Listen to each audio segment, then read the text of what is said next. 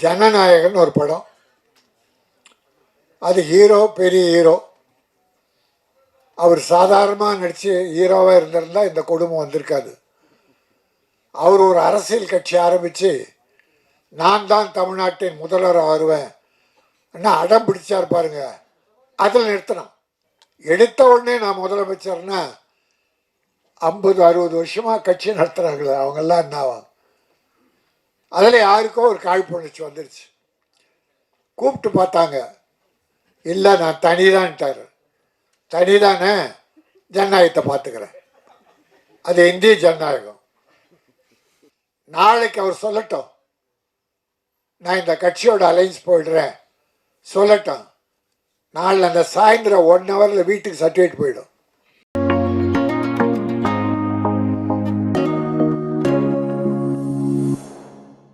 மேடையில் இருக்கிற என் அருமை தம்பி ஜாக்குவார் தங்கம், தயாரிப்பாளர், ஒரு நல்ல தமிழர். தமிழன் பண்பாடே நன்றி சொல்வது. ஒருத்தரை கூட விடலை, எல்லாரையும் கோட் பண்ணி அற்புதமாக நன்றி சொன்னார். அது தமிழனின் உயிர் பண்பாடு. அதாவது அரசியலில் சொல்லுவாங்க, சொல்லதெல்லாம் செய்துட்டோம், சொல்லாதையும் செய்துட்டோம். ஓட்டு போட்டவங்களுக்கு செஞ்சிட்டோம், ஓட்டு போடாதவங்களுக்கு செஞ்சிட்டோம். இவர் ஒத்துழைச்சவங்களுக்கு செஞ்சிட்டார், நன்றி சொல்லிட்டாரு. ஒத்துழைக்காதவங்களுக்கு நன்றி சொல்லிட்டார். ஒரு அற்புதமான ப்ரொடியூசர், ஒரு நல்ல டைரக்டர் அண்ட் ஹீரோ. தம்பி அருண்குமார் சேகரன், எடிட்டர், மியூசிக், பாட்டு எழுதியவர், எல்லாருமே நல்லா பண்ணியிருக்காங்க. ஒரு மன திருப்தி என்னன்னா, ஒரு நல்ல படத்துடைய ட்ரெய்லர் பார்த்தோம், ஒரு 4 சாங், அற்புதமான சாங் பார்த்தோம். அதற்காக அவங்களுக்கு நான் வாழ்த்துக்களை சொல்லி, அடுத்த நல்ல வாய்ப்பு உங்களுக்கு கிடைக்க இருக்கிறது என்பதை சொல்லி, ஒரு தமிழ் பண்பாடு குத்து விளக்கு ஏற்றி ஆரம்பித்தாங்க. குத்து விளக்கு ஏற்றுறது என்பது நம்முடைய தமிழ் பண்பாடு. இருள் நீங்கி ஒளி வீசணும். இப்போ அது மட்டும் இல்லை, குத்து விளக்கு பண்பாடு. குத்து விளக்கு ஏற்றனா என்னென்ன வேணும்? என்ன வேணும்?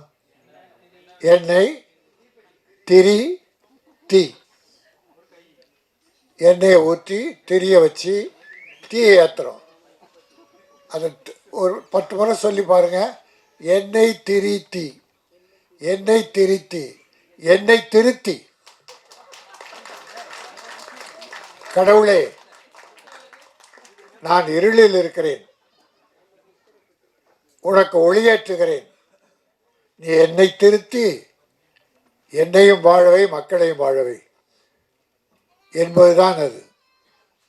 மனிதனுக்குள்ள பொறாமை, பொச்சரிப்பு, பொல்லாங்கு, தீய வழக்கங்கள், அவன் அழிஞ்சு போகணும், இவன் கெட்டு போகணும் என்று நினைக்கிற அந்த இருள் நீங்கி என்னை திருத்தி பிறரை வாழ வைக்க நானும் வாழ இறைவா அருள் புரி என்பதுதான் அது. அதுபோல இந்த படம் ஒளி வீச, மக்கள் மனதில் இருளைக்கு ஒளி வீச குத்து விளக்கு ஏற்றப்பட்டது. ஆக அந்த அருமை பண்பாட்டை நான் வாழ்த்துகிறேன். நல்லா இருந்தது சாங், 4 சாங் நல்லா இருந்தது. எடிட்டிங் நல்லா இருந்தது. பிக்சரைஸ் நல்லா இருந்தது. எல்லாரும் சொல்லிட்டாங்க, படம் வெற்றி பெறணும், வாழ்த்தணும், உண்மையாக வாழ்த்தணும்னு.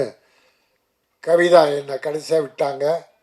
அதுக்கு ஒரு நல்ல காரணம்னு சொன்னாங்க, ஏற்றுக்கிட்டேன். இந்த படம் வெற்றி பெறும். பெற்றால் அவர் அடுத்த படம் எடுப்பார். சினிமாவுக்கு லாபம், சினிமா தொழிலாளர்களுக்கு லாபம். பணம் வந்ததுன்னா திருப்பி எங்கள் ஆளுங்க என்ன பண்ணுவாங்க, அடுத்த படத்தில் தான் முதலீடு பண்ணுவாங்க. அதுபோல் ப்ரொடியூசருக்கு போட்ட பணம் வந்து அடுத்து அவர் படம் எடுத்து பல 100 குடும்பங்களை வாழ வைக்கணும், தொழிலாளர் குடும்பங்கள் என்பதை வாழ்த்தி, இந்த தமிழ் சினிமாவை பழி வாங்கிறதுக்குனே சில காரியம் நடக்குது. ஜனநாயகன் ஒரு படம். அது ஹீரோ பெரிய ஹீரோ. அவர் சாதாரணமாக நடித்து ஹீரோவாக இருந்திருந்தால் இந்த குடும்பம் வந்திருக்காது. அவர் ஒரு அரசியல் கட்சி ஆரம்பித்து நான் தான் தமிழ்நாட்டின் முதல்வராக வருவேன் என்ன அடம் பிடிச்சார் பாருங்க, அதில் நிறுத்தணும். யாருமே எடுத்த உடனே நான் தான் முதலமைச்சர்னு சொல்ல வரலாறே கிடையாது. கட்சி ஆரம்பிக்கலாம், தப்பு கிடையாது. எலெக்ஷன் நின்று மக்கள்கிட்ட சொல்லி மக்கள் பெருவாரியாக வாக்கு போட்டு எம்எல்ஏக்கள் அதிகமாக மெஜாரிட்டி வந்து அவங்க முதலமைச்சர் தேர்ந்தெடுக்கணும். எடுத்த உடனே நான் முதலமைச்சர்னா 50-60 வருஷமாக கட்சி நடத்துகிறாங்களே அவங்கெல்லாம் என்ன ஆவாங்க? அதில் யாருக்கோ ஒரு காழ்ப்புணர்ச்சி வந்துருச்சு. கூப்பிட்டு பார்த்தாங்க, இல்லை நான் தனிதான்ட்டார். தனிதானே, ஜனநாயகத்தை பார்த்துக்கிறேன்.